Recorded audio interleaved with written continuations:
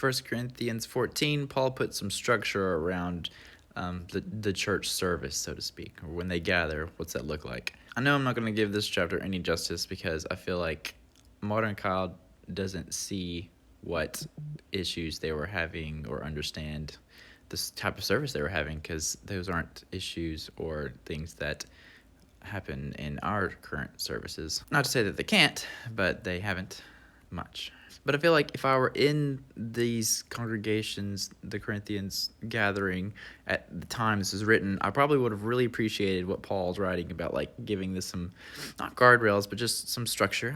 I like structure. But modern Kyle doesn't see the application currently. I guess if I were to pull something out of this, I think it would be the underlying intentions of why he's setting up these guardrails, so to speak.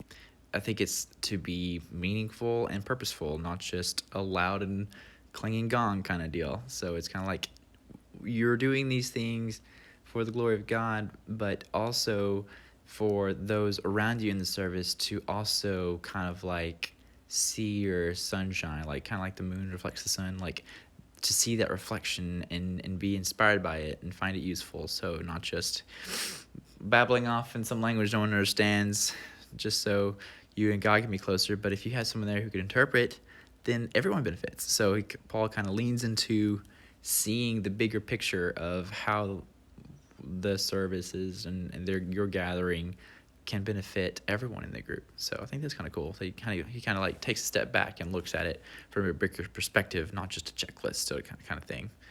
A piece of their orderly worship that I don't see in my church services are these: let 2 or 3 prophesy and let others evaluate what is said, in verse 29. So that's pretty cool. But then he turns around in a few verses later and tells women not to speak in the church, and he doesn't explain why. He just says not proper. I've never got a really clear answer of why not women speak at the church I attend. I've heard different things, like it's cultural, so it doesn't apply anymore. Others go the other way and suppress women in church services completely, but still let them teach the kids. What's with that? A little double standards, huh?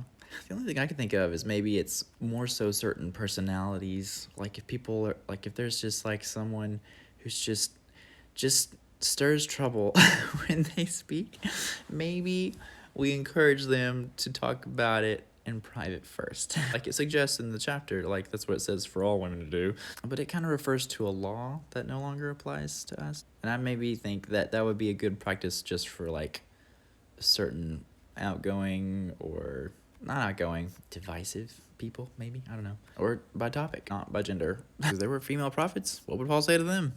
Anyway, the bottom line is Paul's trying to encourage the believers to prophesy and speak in tongues, but have a little bit of order in the process to make it better for everybody. He sees the group benefit and how it affects others.